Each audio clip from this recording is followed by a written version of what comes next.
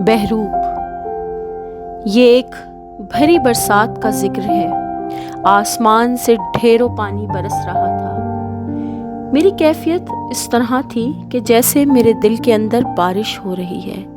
कुछ ऐसा ही मी बस्ती के ऊपर भी बरस रहा था।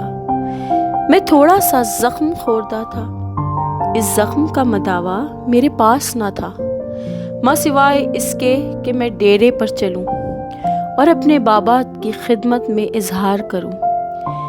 बात ये थी कि मेरे एक बहुत ही प्यारे दोस्त जो मेरे साथी भी थे, वो अफसाना निगार थे और कॉलम भी लिखते थे। उन्होंने कॉलम में मेरी बड़ी खिंचाई की थी, और जब कॉलम नवीस रगड़ता है तो जिसकी खिंचाई होती है, इसके पास कोई अखबार नहीं होता जिसमें वो जवाबुल जवाब लिख सके। वो बेचारा गमज़दा होकर घर बैठ जाता है। मेरे साथ भी उन्होंने कुछ ऐसा ही किया और ताबड़तोड़ 3-4 सख्त हमले किए थे। मैं अपने दुख का इजहार करने के लिए डेरे पर चला गया। बाबा जी से कहा, मैं बड़ा दुखी हूँ और इस बात की मुझे बड़ी तकलीफ है। उस शख्स ने, जो बज़ाहिर मेरे दोस्त हैं, हमसे मोहब्बत के साथ मिलते हैं और टी हाउस में एक दूसरे का साथ भी देते हैं, लोगों को पता भी नहीं चलता कि वो इस तरह की कारस्तानी मेरे लिए कर सकता है। फिर ये क्या है? उन्होंने कहा,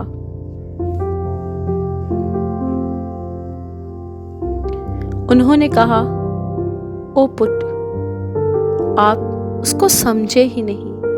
ये बड़ी समझदारी की बात है। चलो समझो।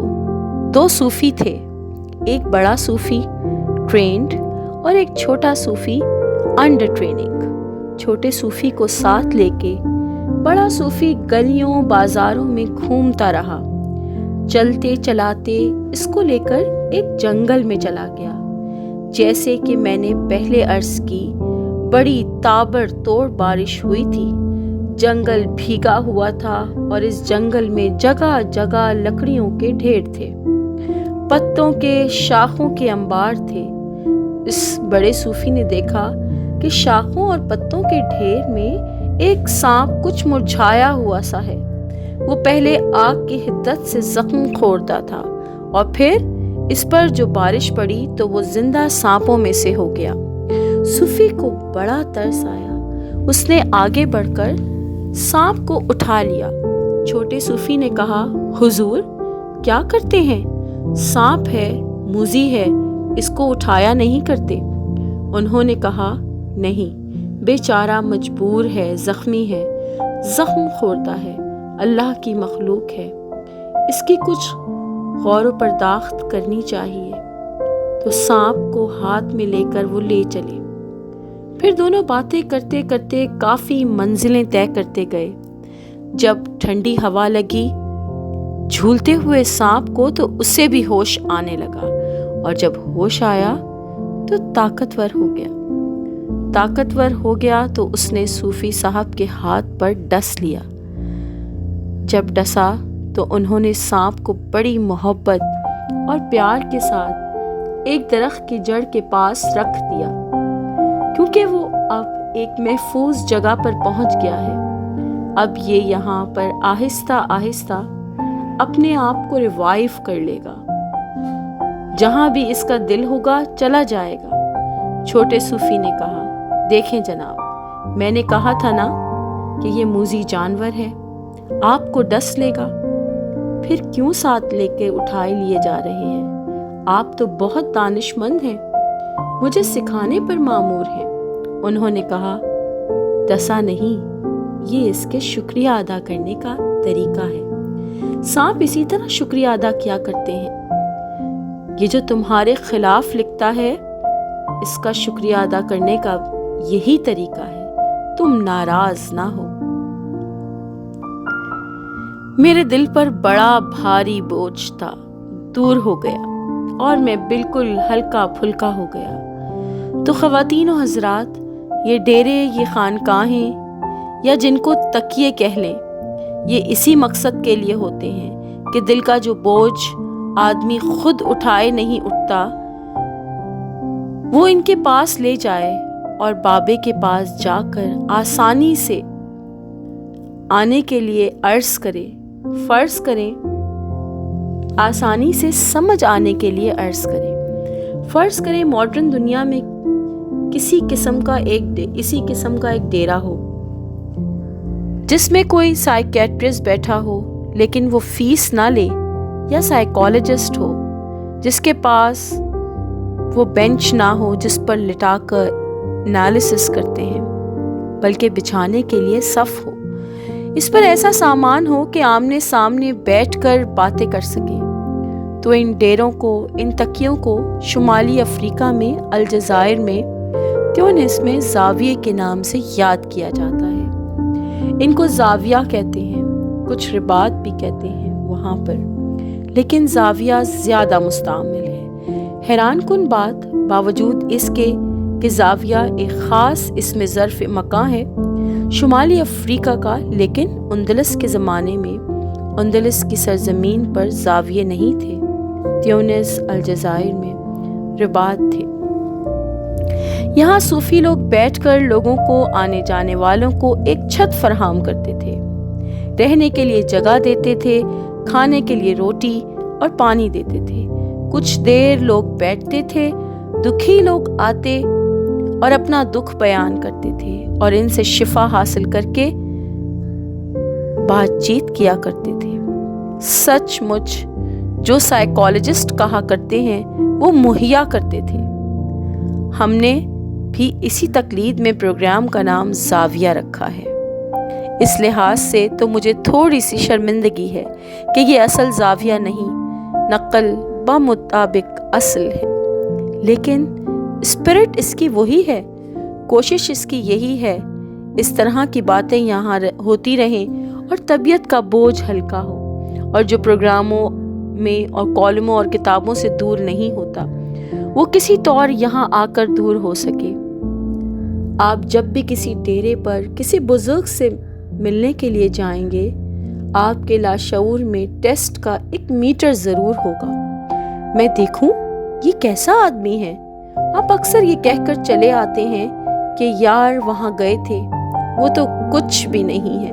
اپنے معیار کے ساتھ آدمی چیک کرتا ہے، لیکن جب آپ پوری طلب کے ساتھ امتحان پاس کرنے کا انداز اختیار کیے ہوئے جائیں تو پھر آپ کو ان خاکستروں میں سے عجیب قسم کے لال و جواہر مل جاتے ہیں۔ مشکل تو ہوگی کہ وہاں سندھ چلے جائیں، تھرپارکر کے کسی صحرا میں چلے جائیں یا روہی میں چلے جائیں، کچھ نہ کچھ آپ کو دانش کی بات مل ہی جائے گی۔ دانش کی بات جو ہے یہ ایسے ہی لوگوں سے ملتی ہے، کتابوں سے نہیں ملا کرتی۔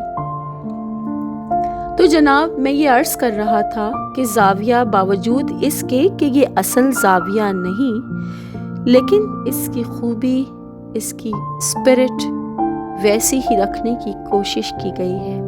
اسپرٹ سے یاد آیا کہ اورنگزیب عالمگیر کے دربار میں ایک بہروپیہ آیا اور اس نے کہا، باوجود اس کے کہ آپ رنگ و رامش گانے بجانے کو برا سمجھتے ہیں، شہنشاہ معظم، لیکن میں فنکار ہوں اور ایک فنکار کی حیثیت سے آپ کی خدمت میں حاضر ہوا، اور میں بہروپیہ ہوں۔ میرا نام کندن بہروپیہ ہے اور میں ایسا بہروپ بدل سکتا ہوں کہ شہنشاہ معظم، جن کو اپنے تجربے علمی پر بڑا ناز ہے، دھوکہ دے سکتا ہوں، اور ایسا میں بڑی کامیابی کے ساتھ کر کے نکل سکتا ہوں۔ اورنگزیب عالمگیر نے کہا، یہ بات تو تودیع اوقات ہے، میں تو شکار کو بھی کار بیکار سمجھتا ہوں۔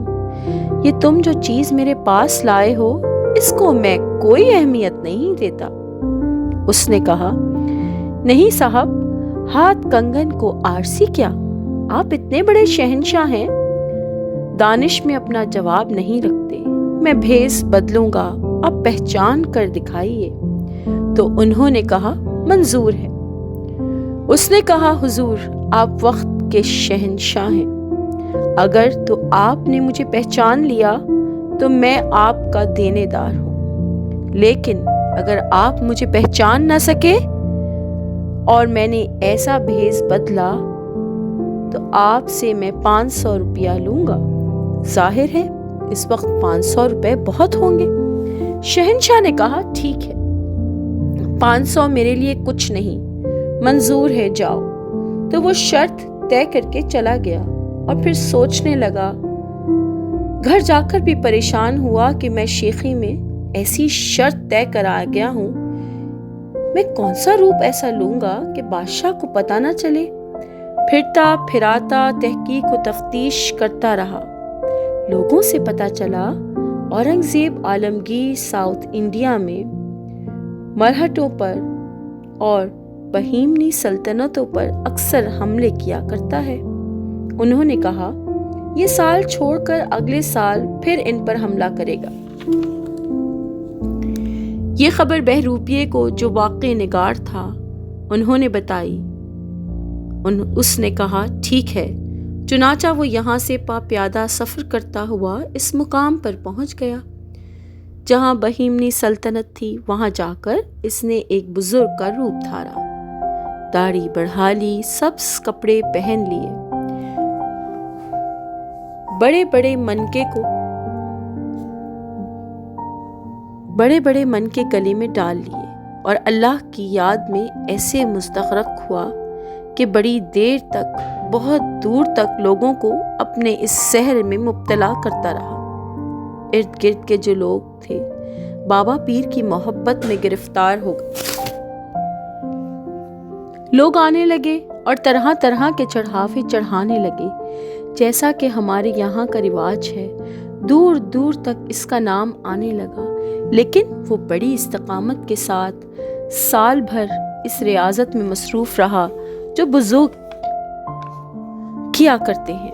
ایک سال کے بعد جب اپنا لاؤ لشکر لے کر اورنگزیب عالمگیر ساؤتھ انڈیا پہنچا اور پڑاؤ ڈالا تو تھوڑا سا خوف زدہ تھا، اور جب اس نے مرہٹوں کے پیشوا پر حملہ کیا تو وہ اتنی مضبوطی کے ساتھ قلعہ بند تھے کہ اس کی فوجیں توڑ نہ سکیں۔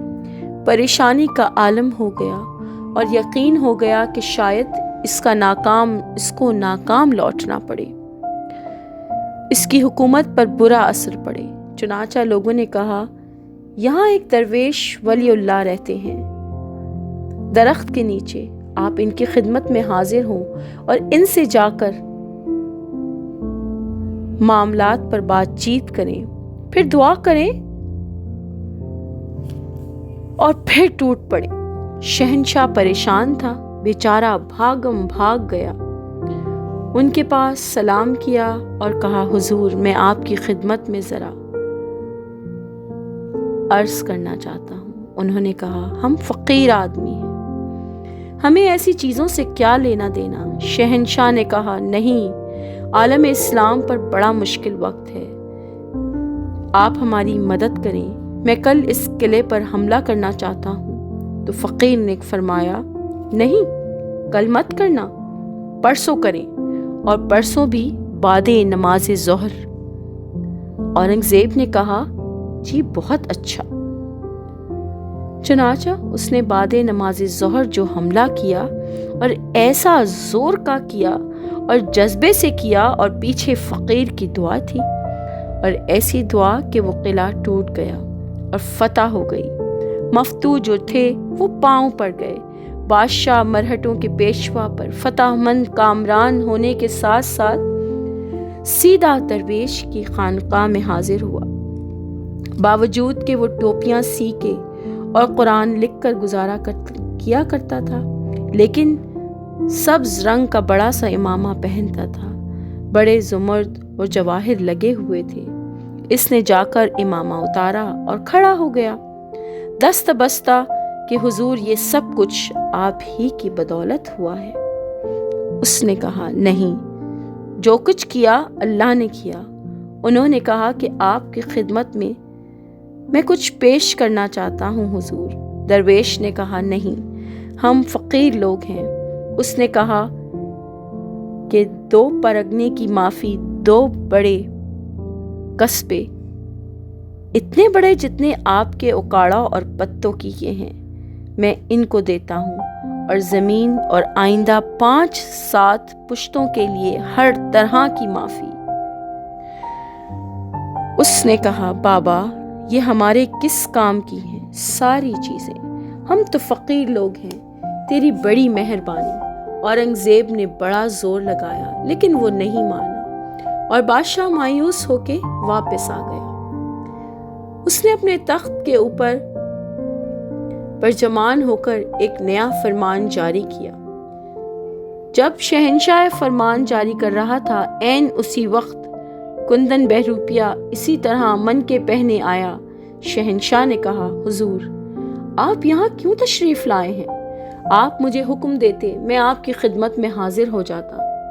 कुंदन ने कहा, नहीं शहंशाह मुअज़्ज़म, अब ये हमारा फ़र्ज़ था, हम आपकी खिदमत में हाजिर होते तो जनाब आली में कुंदन बहरूपिया हूँ,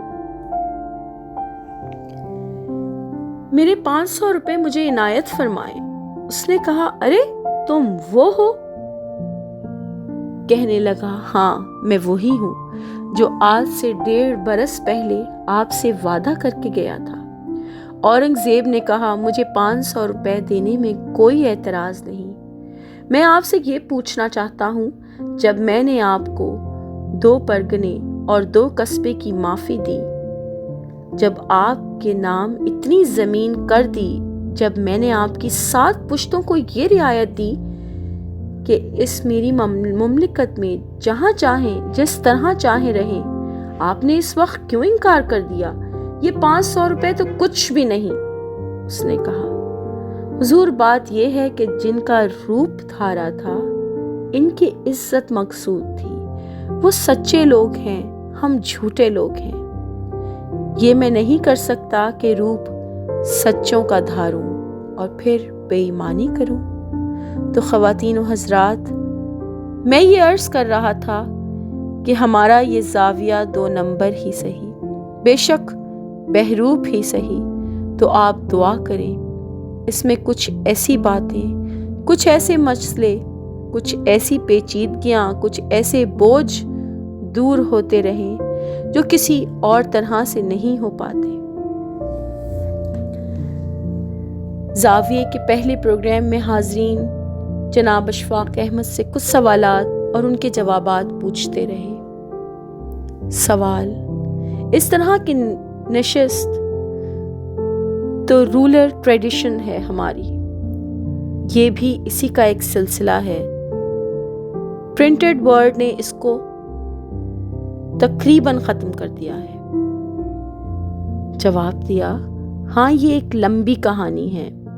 ओरल ट्रेडिशंस ताकतवर है।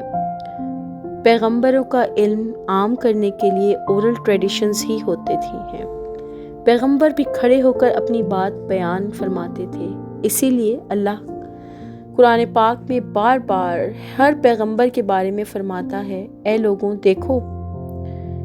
और एतराज़ करने वाले ये कहते हैं कि ये कैसा पैगंबर है, ये तो बाज़ारों में खड़ा होता है, हम लोगों से बातें करते हैं।